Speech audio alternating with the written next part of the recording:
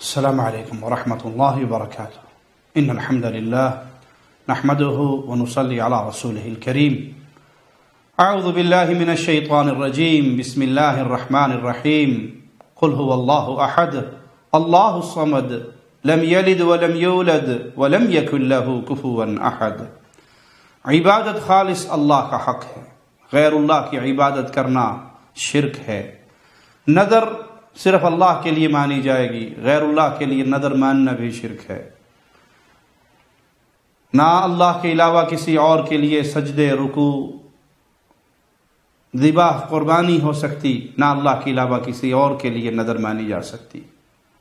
آئیے رسول اللہ صلی اللہ علیہ وسلم کی چند احادیث سنتے ہیں. صحیح بخاری حدیث نمبر 3521. ابو ہریرہ بیان کرتے ہیں کہ نبی کریم صلی اللہ علیہ وسلم نے فرمایا: رأيت عمرو بن عامر بن اللحي الخزاعي يجر قصبه في النار وكان أول من صيب السوائب. میں نے عمرو بن عامر لحی خزاعی کو دیکھا کہ وہ جہنم میں اپنی انتڑیاں گھسیٹ رہا تھا. جہنم کے شدید ترین عذاب میں مبتلا تھا یہ شخص، اپنی انتڑیاں گھسیٹ رہا تھا. اور یہی وہ پہلا شخص تھا جس نے عرب میں صائبہ، وہ اونٹنی جو زمانہ جاہلیت میں کسی کی منت مان کے چھوڑی جاتی ہے، اس رسم کی بنیاد رکھی تھی. عربوں کے اندر شرک کی لعنت کو داخل کرنے والا یہ شخص اور غیر اللہ کی نظر، اس رسم کی ابتدا کرنے والا یہ شخص جہنم میں جل رہا ہے، شدید عذاب میں مبتلا ہے، اپنی انتڑیوں کو گھسیٹ رہا ہے.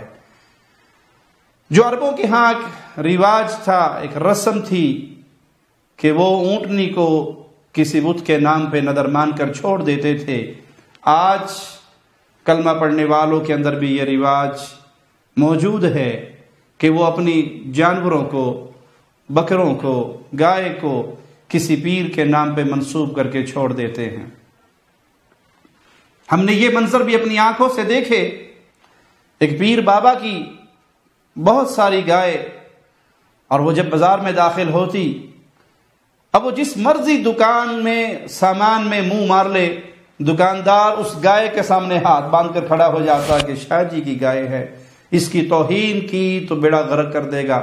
اور اس جانور کے گلے میں تھیلا لٹکا ہوا ہے، اور ہر قبر پرست، مردوں سے ڈرنے والا، مردوں کے نام پہ چھوڑی ہوئی ان گایوں سے ڈرنے والا، وہ اس کے تھیلے میں پیسے بھی ڈال رہا ہے اور اس کو اپنی دکان سے روک نہیں سکتا. وہ سبزی کی دکان ہے یا فروٹ کی دکان ہے، وہ گائے ہے، پیر کی گائے ہے، پیر کے نام پہ چھوڑی ہوئی ہے، پیر کی طرف منسوب ہے. اب اس کو اگر روک دیا تو پیر تو بیڑا غرق کر دے گا. اس رسم کی ابتدا مشرکین مکہ سے ہوئی تھی. مسلمانوں اگر اسلام لانے کے بعد بھی ان جانوروں کو پوجنا ہے اور ان جانوروں سے ڈرنا ہے اور ان بابوں کی چھوڑی ہوئی ان کے ناموں پر منتیں مان کر چھوڑے ہوئے ان بکروں اور گایوں سے ڈرنا ہے، تو تم میں اور ایک صنم پرست میں کیا فرق ہے؟ یہ ہندو ہے، اس ہندو کا منظر دیکھو، یہ گائے کے قدموں میں آ کے سجدہ کرتا ہے اور گائے اس کے اوپر پاؤں رکھتی ہے، پھر وہ اٹھ جاتا ہے، ہاتھ باندھتا ہے. یہ ہندو ہو کر، صنم پرست ہو کر اس گائے کی پوجا کر رہا ہے، اور تم کلمہ پڑھ کر اپنے پیروں کے نام پہ چھوڑی ہوئی گایوں سے یوں ڈرتے ہو اور ان کے سامنے یوں ہاتھ باندھتے ہو. فرق کیا ہے اس ایک مجرم میں جو اس جانور کے سامنے سجدہ ریز ہے، اس ڈر سے کہ یہ جانور بڑا مقدس ہے، اور تم اس جانور سے اس لیے ڈرتے ہو کہ یہ پیر کا جانور ہے، یہ بابا کا جانور ہے، یہ حضرت جی کا جانور ہے، اگر ہم نے اس کو روکا تو حضرت جی ہمیں چھوڑیں گے نہیں، وہ ہمارا بیڑا غرق کر دیں گے. یہ مسلمانوں کا عقیدہ نہیں، یہ وہ بد رسم ہے جس کی ابتدا مشرکین مکہ میں عمر نے کی تھی. نبی کریم صلی اللہ علیہ وسلم سے سوال ہوتا ہے ایسی نذر کے بارے میں جو زمانہ جاہلیت میں مانی گئی. یہ حدیث مسند احمد میں 15,456 نمبر اور ابن ماجہ میں 2,131 نمبر. تو اللہ کے نبی صلی اللہ علیہ وسلم دریافت کرتے ہیں اس منت ماننے والے سے کہ یہ منت انہیں مانی کیوں؟ علی وثن او لنصب، کسی بت کی یا نصب شدہ مورتی کی، کسی پتھر کے لیے تو نے یہ منت مانی؟ اس نے کہا نہیں اللہ کے نبی صلی اللہ علیہ وسلم، میں نے منت نہ کسی پتھر کے لیے نہ کسی مورتی کے لیے، بلکہ میری نظر تو اللہ کے لیے تھی۔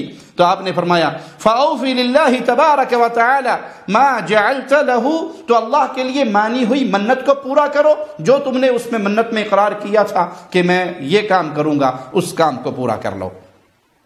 ابو داؤد حدیث نمبر 3313۔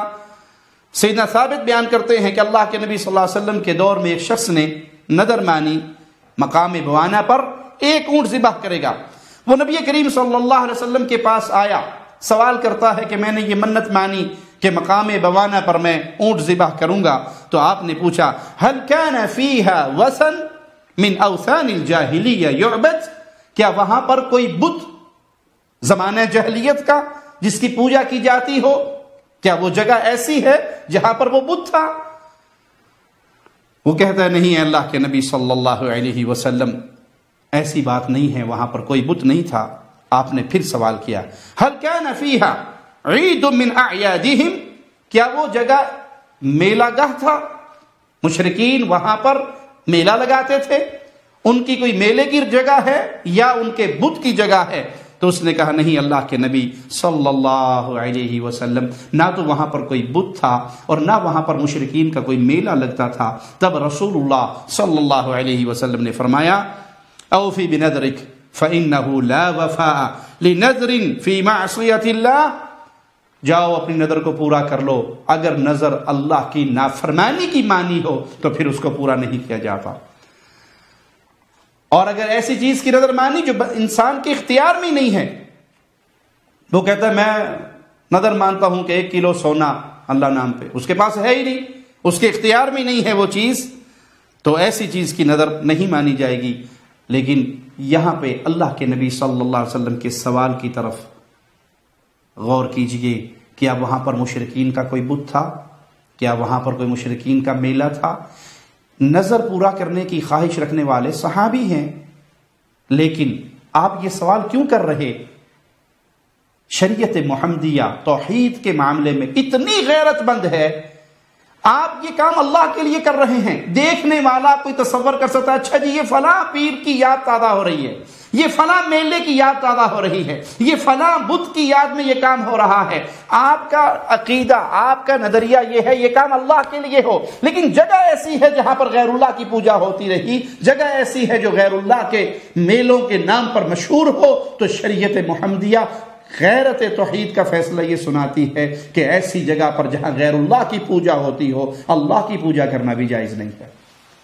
وہ حضرات جو پیروں کی قبروں پہ جا کے اللہ نام کی دیگیں چڑھاتے ہیں، پیروں کی قبروں پہ جا کر اللہ نام کی نظر چڑھاتے ہیں، وہاں پر غیر اللہ کی پوجا کا مرکز ہے، وہ مرکز غیر اللہ کی عبادت کا ہے۔ آپ کا مقصد یہ ہے کہ میں نے اللہ کی عبادت کرنی ہے، لیکن جگہ ایسی ہے جہاں پر شبہ یہ پیدا ہوگا کہ یہ اس پیر جی کی نظر چڑھانے آیا ہے، یہ اس پیر کے نام کی دیگیں چڑھانے آیا ہے، تو شریعت محمدیہ منع کرتی ہے جہاں غیر اللہ کی پوجا ہو وہاں پر اللہ کی پوجا بھی نہیں کی جائے گی۔ سیدنا عبداللہ بن عمر بیان کرتے ہیں کہ عورت نبی کریم صلی اللہ علیہ وسلم کی خدمت میں حاضر ہوئی، کہنے لگی اللہ کے رسول میں نے نظر مانی ہے فلاں جگہ جانور ذبح کروں گی جہاں اہل جاہلیت ذبح کیا کرتے تھے۔ آپ نے اس سے پوچھا لصنم، کیا وہاں کوئی مورتی تھی جس کے لیے وہ ذبح کرتے تھے؟ اس نے کہا نہیں اللہ کے نبی صلی اللہ علیہ وسلم وہاں کوئی بت نہیں تھا۔ آپ نے پھر پوچھا وہاں کوئی مورتی نہیں تھی، لوثن، کوئی بت تھا جس کے لیے وہ ذبح کرتے تھے؟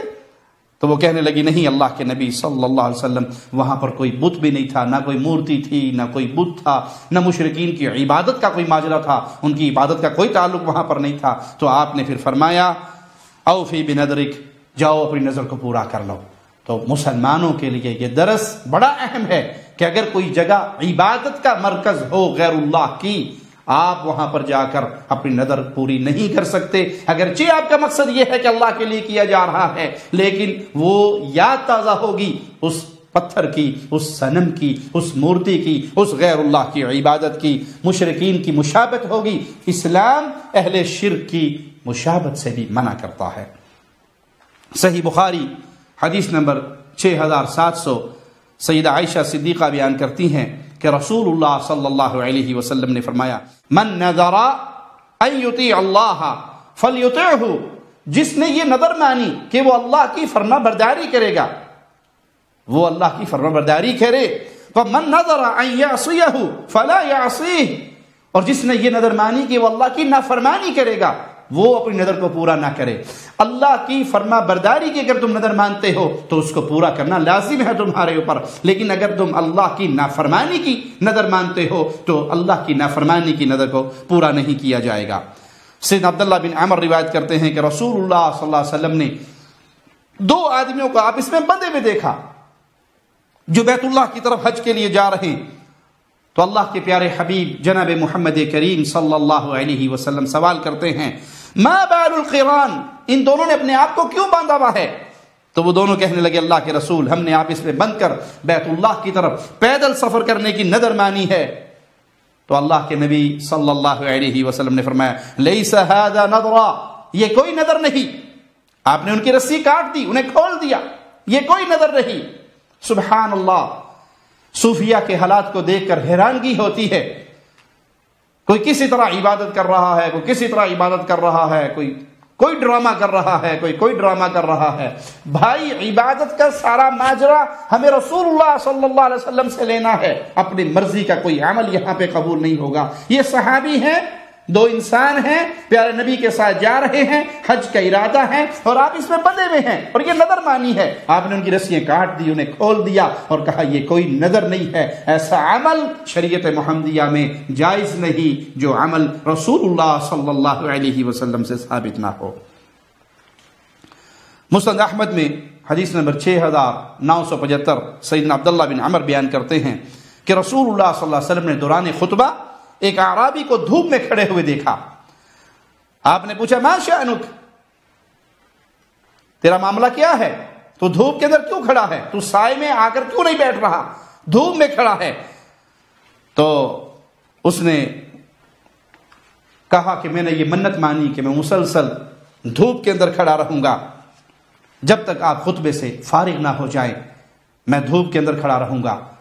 بظاہر کیا ہے کہ جسم کو تکلیف ملے گی، پسینے آئیں گے، اور اللہ کے نبی صلی اللہ علیہ وسلم کا خطبہ سن رہا ہوں اور تکلیف میں ہوں تو میری گناہ معاف ہو جائیں گے۔ تو رسول اللہ صلی اللہ علیہ وسلم نے فرمایا لیس ھذا نذرا، یہ کوئی نظر نہیں ہے، اس نظر کی اسلام میں کوئی اجازت نہیں ہے، یہ کوئی نظر نہیں۔ انما النذر مبتغی بہ وجہ اللہ، نظر تو وہ ہوتی ہے جس سے اللہ کو راضی کرنا مقصود ہو، اللہ کی رضامندی مقصود ہو، اور اللہ راضی ہوگا محمد صلی اللہ علیہ وسلم کے طریقے پہ چلتے ہوئے۔ انسان کوئی عمل کرے تو اللہ اس سے راضی ہوگا، اگر کوئی ایسا عمل کرے جو نبی کریم صلی اللہ علیہ وسلم کے طریقے پہ نہیں ہے۔ اب یہ نظر ماننے والا صحابی ہے، پیارے نبی صلی اللہ علیہ وسلم کے خطبے میں موجود ہے اور دھوپ میں کھڑے ہونے کی نظر مانی، پیارے نبی کی سنت سے ثابت نہیں، آپ نے اس کے عمل کو باطل قرار دیا۔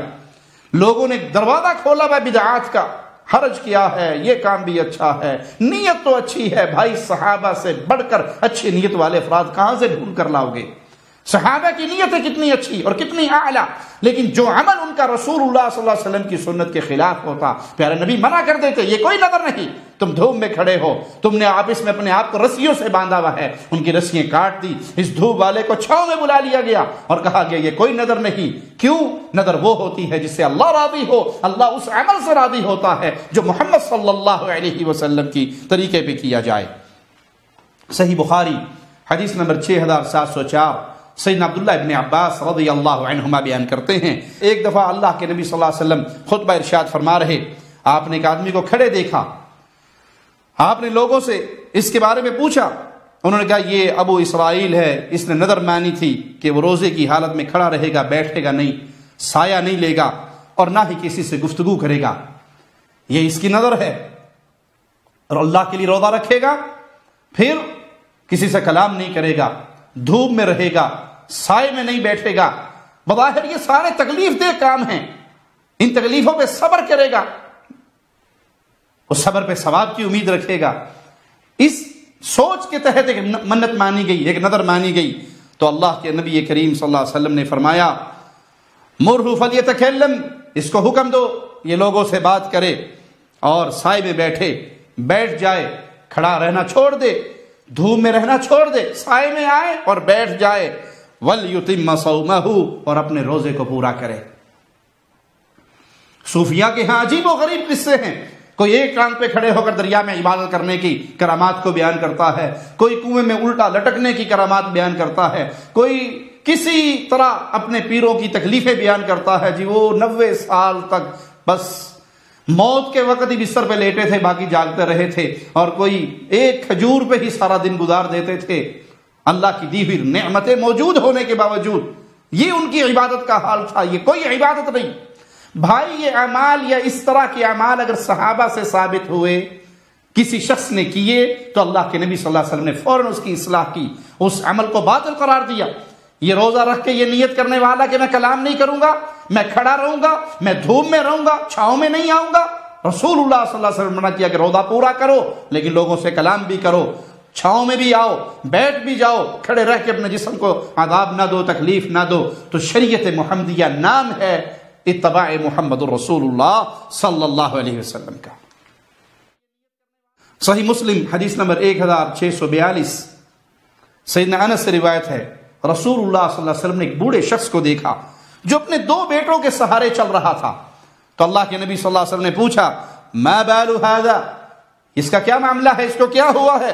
لوگوں نے عرض کیا اللہ کے نبی صلی اللہ علیہ وسلم، اس نے نظر مانی تھی کہ وہ پیدل چلے گا، پیدل چلنے کی نظر مانی کہ میں ادھر سوار نہیں ہوں گا سواری پہ، میں پیدل چلوں گا۔ آپ نے فرمایا ان اللہ عن تعذیبی ھذا نفسہ لغنی، یہ اپنے آپ کو تکلیف میں ڈال کے اپنی جان کو جو مصیبت دے رہا ہے، اللہ تعالیٰ یقیناً اس سے بے نیاز ہے، اللہ کو کوئی پرواہ نہیں اس عمل کی۔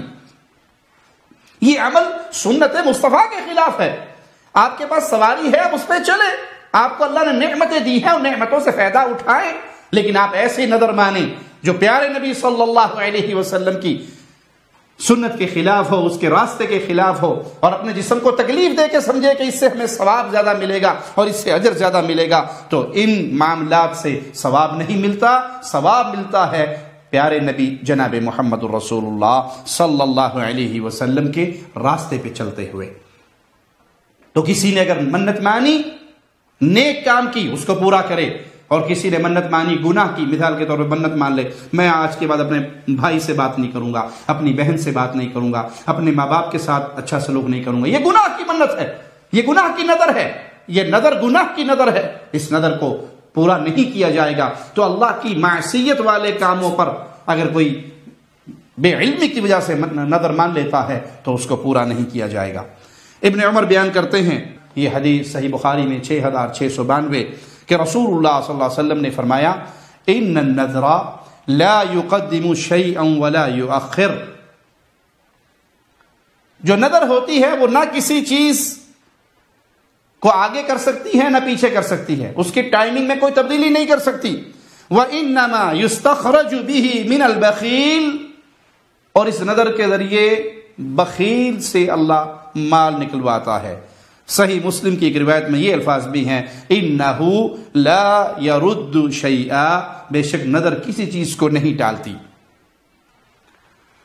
انسان نظر مانتے ہوئے اگر یہ کہے کہ میں اللہ کے لیے خرچ کروں گا، ٹھیک ہے، کوئی حرج نہیں، نظر مان لے، لیکن اگر وہ شرط لگائے اللہ میرا فلاں کام ہو جائے تو میں یہ کروں گا، میرا وہ کام ہو جائے تو میں اتنے روزے رکھوں گا، اتنا صدقہ کروں گا، اتنا خیرات کروں گا، اتنے نفل پڑھوں گا، شریعت نے اس کی ترغیب نہیں دی، اس کی تعلیم نہیں دی، لیکن اگر کوئی مان لے تو اس کو پورا کرنے کا حکم دیا ہے۔ اور اس کو کیا کہا ہے؟ بخیل، کہ اس ذریعے سے بخیل کی جیب سے مال نکلتا ہے۔ انسان اللہ کے نام پہ صدقہ کرے، خیرات کرے، اور اپنے اس صدقہ خیرات کو وسیلہ بنائے، اللہ میں نے تیرے نام پہ یہ کیا، اس عمل کو تیرے سامنے واسطہ بناتا ہوں، وسیلہ بناتا ہوں، تو میرا فلاں مسئلہ حل کر دے، کوئی حرج نہیں، بہت اچھا کام ہے۔ لیکن اگر اللہ کے ساتھ شرط لگا لی جائے تو حدیث کے لفظ ہے نہ کسی چیز کو آگے کر سکتی ہے نہ پیچھے، نہ کسی چیز کو ٹال سکتی ہے، ہاں اس کے ذریعے ہوگا آپ کے ساتھ وہی جو آپ کے نصیب میں لکھا ہوا ہے، لیکن بخیل کی جیب سے اس سے پیسہ نکلے گا۔ ابو ہریرہ بیان کرتے ہیں، اور یہ حدیث بھی صحیح بخاری میں 6609 نمبر، کہ رسول اللہ صلی اللہ علیہ وسلم نے فرمایا لا يأتي ابن آدم النذر بشيء لم أكن قدرته نظر ابن آدم کو کوئی ایسی چیز نہیں دیتی جو اس کے مقدر میں نہ ہو۔ آپ نظر مان لیں کہ میرا فلاں کام ہو گیا تو یہ کروں گا، اس سے آپ کو کوئی ایسی چیز نہیں ملے گی جو آپ کے مقدر میں نہیں لکھا ہوا تھا۔ یہ نہیں ہے کہ نظر ماننے سے تقدیر بدل گئی اور آپ کو وہ چیز مل جائے جو آپ کے نصیب میں نہیں تھی۔ وَلَكِنْ يُلْقِيهِ النَّذْرُ إِلَى الْقَدَرِ قَدْ قُدِّرَ لَهُ، نظر ابن آدم کو کوئی ایسی چیز نہیں دیتی جو اس کے مقدر میں نہ ہو، لیکن وہ اسے اس کام کی طرف لے جاتی ہے جو اس کے مقدر میں لکھ دیا ہوتا ہے۔ آپ کے نظر ماننے سے جو کچھ آپ کو ملے گا وہ آپ کے نصیب میں پہلے سے لکھا ہوا ہے، آپ کو اس طرف لے جائے گی جو آپ کے نصیب میں پہلے سے لکھا گیا ہے۔ ہاں، اس نظر کے ذریعے اللہ بخیل سے مال نکالتا ہے۔ اسی طرح انسان وہ چیزیں صدقہ کر دیتا ہے جس کی اس سے پہلے امید نہیں تھی۔ اگر اسے کہا جائے یہ پلاٹ اللہ کے نام پہ دے دے، یہ اتنا پیسہ اللہ کے نام پہ دے دے، تو وہ نہیں دے گا، لیکن وہ کسی مصیبت میں پھنس گیا، اب اسے وہ قیمتی سے قیمتی چیز اللہ کے نام پہ دے گا کہ اللہ میرا یہ معاملہ ٹھیک ہو جائے، میں وہ بھی تیرے نام پہ دے دوں گا اور وہ بھی تیرے نام پہ دے دوں گا۔ تو یہاں معاملہ ایسا کرنے والے کو حدیث نے بخیل کہا ہے۔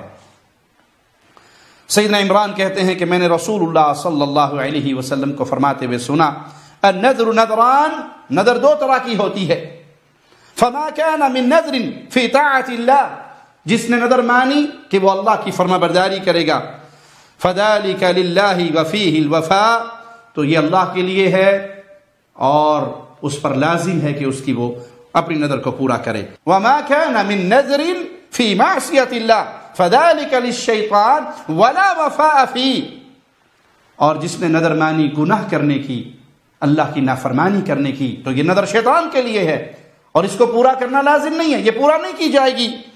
وَيُكَفِّرُهُ مَا يُكَفِّرُ الْيَمِينَ، اور اس کا کفارہ قسم کے کفارے کے زمرے میں آئے گا اور وہ کفارہ ادا کر دیا جائے گا۔ ایک غلام آزاد کر دے یا 10 مسکینوں کو کھانا کھلا دے یا انہیں کپڑے دے دے، اس کی استطاعت نہ ہو تو 3 دن کے روزے رکھے۔ اللہ سے دعا ہے اللہ ہمیں اپنی زندگی کے سارے معاملات رسول اللہ صلی اللہ علیہ وسلم